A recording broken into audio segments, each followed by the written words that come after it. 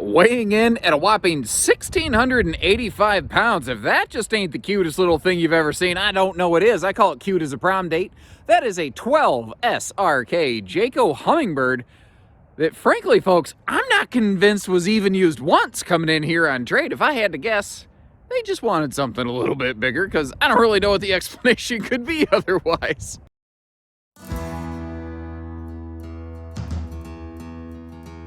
And I'm sorry, I think I referred to this as a 12 SRK when we began a second ago. This is a 10 RK. 12 SRK is a GeoPro. Interestingly, this 10 RK Hummingbird is based heavily on the 12 RK GeoPro. It's not identical, but boy, is it inspired. I do want to just ask a moment of your understanding.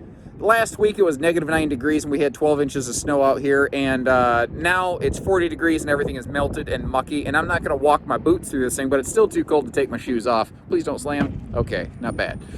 So basically I'm going to have to just get you kind of some side view footage here. Like the 12 RK GeoPro, you have that double pass-through door. You can get to it from either side, and I'm really glad we got one of these in here, because I've always wanted to get my hands on one of these. We just never really had the chance. We were always so full up around here.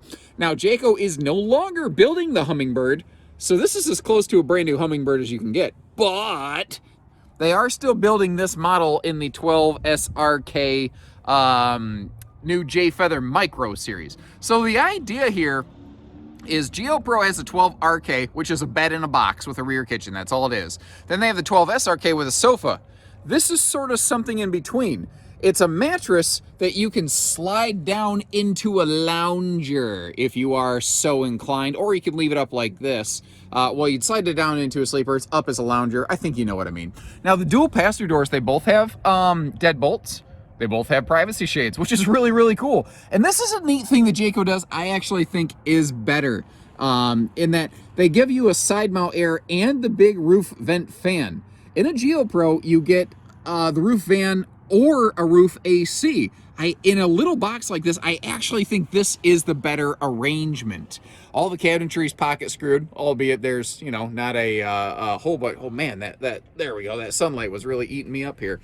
Little cargo pockets where they could, because storage is quite limited in here. They didn't have a lot of space for a lot of cargo area. If you want to add a TV, that's where you would plop one in over there. And I like that little folding kind of shelf over there. Every little nook and cranny of space you can get, always going to prove a little bit beneficial.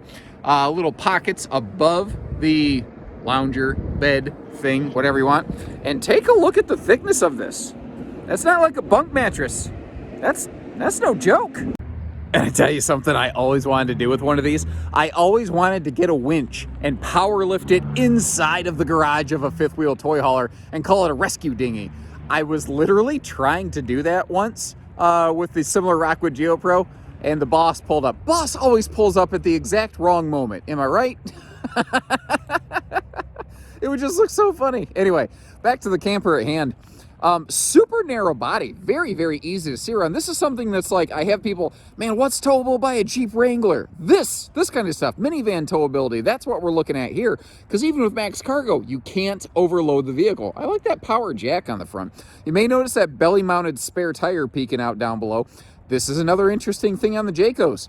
They're still using Goodyear tires even on an off-road tire. It's a Goodyear Wrangler. A lot of manufacturers who use Goodyear tires, when they go to an off-road tire, they stop using Goodyear. Jayco does not. I mean, the tread on it, the thing's super late model. You know, the tread looks fantastic. No sun fade, no weathering. And you're going to see an outside grill in one of the compartments. That right there is where it'd be located.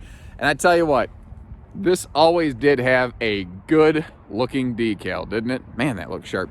There's a little propane cooker hooker right down there behind the spare tire, by the way, but I like how it points away from the spare tire so that you're not flinging garbage into it. That was a smart design. So it's basically a bed in a box with an air conditioner, a fan, some lights, with a rear camp kitchen. And I think they actually did a really good job on this. The TV that you're seeing here could float inside or outside. You can move it around as needed. And that is actually a two-way fridge, but it is not propane. That is 12 volt and 110, which is unbelievably uncommon.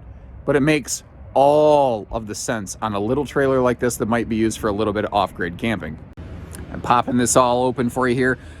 again, storage is quite limited, so they had to really utilize all the space they could. And that, you see, actually is a pass-through compartment from the side or the rear, large enough to hold that grill that goes on the side that I mentioned just a second ago. And I mean, I'm looking through the drawers and stuff, and maybe these folks used it, but they sure didn't use it much. You know, when I get up here, that was never used. I mean, I don't think this thing, if they used it, maybe they just slept in it a time or two. They never used it with any severity or anything like that. Oh, this also has no rubberized roofing. It is a, like basically from that rear wall all the way down to the nose. It's a one-piece fiberglass sweep, and there is also a solar prep plug on there. So it's an easy little camper right now. You know, it's got the bigger tire package. It'd be good for getting off the beaten path a little bit. But if you want to go out in the sticks and you want to keep your 12 volt up and running, you could put some solar panels on the roof. On a little thing like this, I would probably recommend like little flex panels for the roof, but we'd have to see what kind of structure was you could tap into to do more of a dedicated kind of, what am I wanting to say, like raised panel, big high efficiency sort of job, you know. And real quick, just before we wrap up, again, my boots are hanging out because I didn't want to track mud through this thing, but I did want to sit in here and give you an idea of the size of this. So, you know, I'm like 6'3". I'm a pretty big guy, but I'm barely touching the ceiling. I can touch the ceiling, but I'm not like banging my head in here. If you're going to put on a pair of pants, you know, you're going to lay on the sofa bed lounger thing, you're going to wrestle your pants up. You're certainly not going to stand up and do jumping jacks. If you're out in the sticks enough, maybe you're going on natural. I don't know, but I certainly don't have enough confidence in myself to do that. Maybe you do. So if you like what you see here, you have any questions, give us a call. Like I said, they're still basically building something like this in the J-Feather micro line. So if this camper happens to get picked off and spoken for quickly, we can get you something awful darn like it. There's also the GeoPro 12RK that we carry here at Haylitz, which is very similar, and the 12SRK that we also carry here at Haylitz. So we've got a few things in this little kind of, if you really look at it, this is actually a camper that is going right after the heart of the teardrop market. It's just not shaped like a teardrop. It's easy to not realize how they're kind of connected, though. But enough about that. Take care, stay safe, have fun, and happy Haylett camping, everyone.